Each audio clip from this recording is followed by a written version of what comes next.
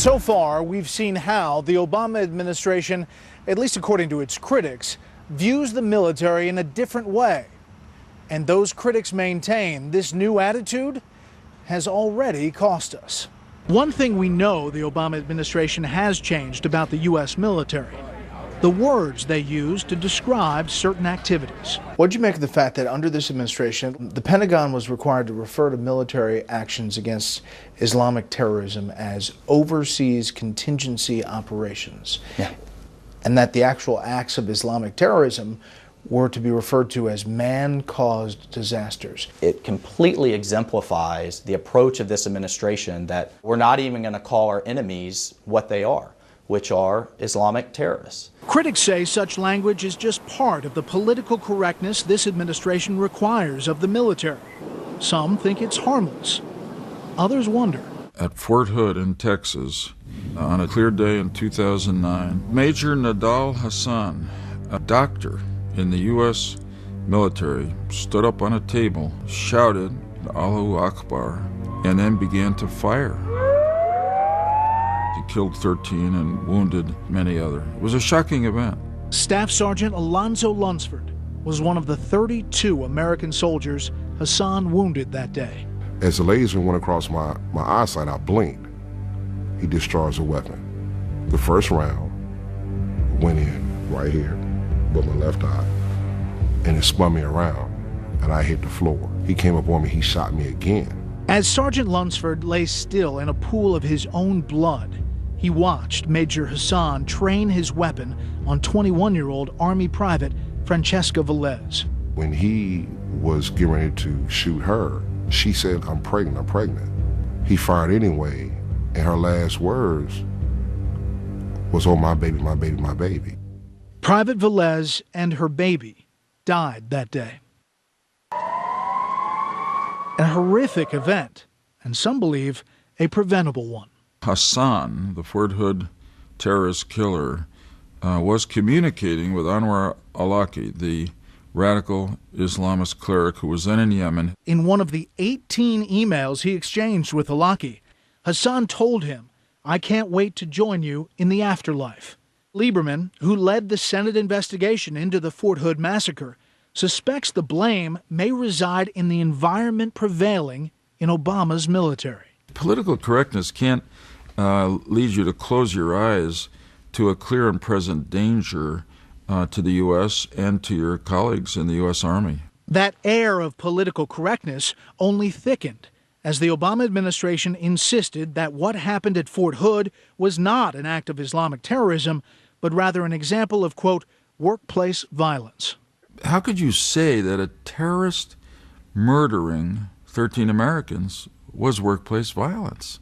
That's just ridiculous. As for Sergeant Lunsford, he's still hurt by the government's lack of frankness. What hurts more than the womb itself is a sense of betrayal, because a sense of betrayal is when you wake up, it's there. When you sleep, it's there. It's something that never leaves me. It never leaves me. The divide between the Obama administration and many in the military only widened over the handling of the case of Army Private Bo Bergdahl. Bergdahl, a man the Obama administration labeled a POW, was released by the Taliban in exchange for 5 of their top leaders. The ceremony announcing his release was supposed to be a celebration. This morning, I called Bob and Janny Bergdahl and told them that after nearly 5 years in captivity, their son Bo is coming home. What was your reaction when President Obama hosted Bergdahl's parents at the Rose Garden ceremony? Oh, I was pissed.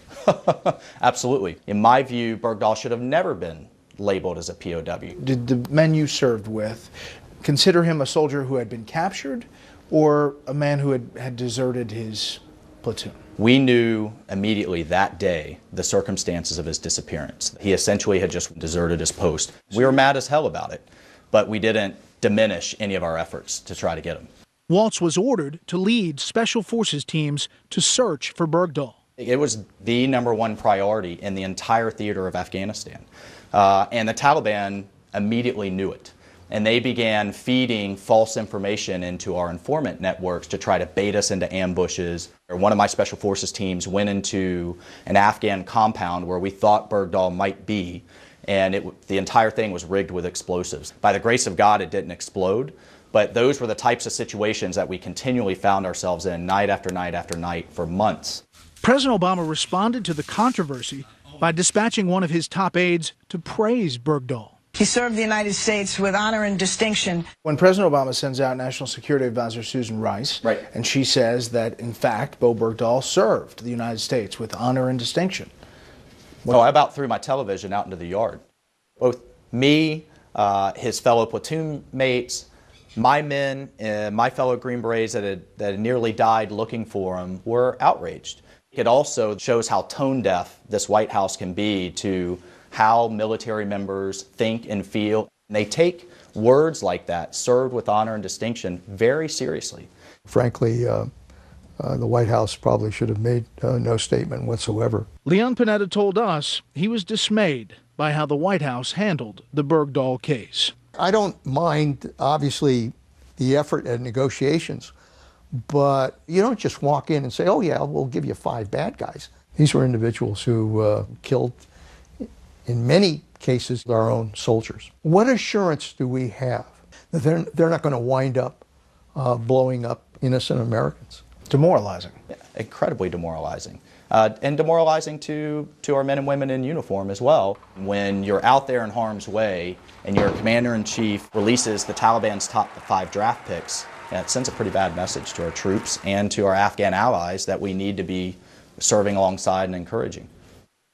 How has this new vision of the U.S. military been playing out across the world? That's next.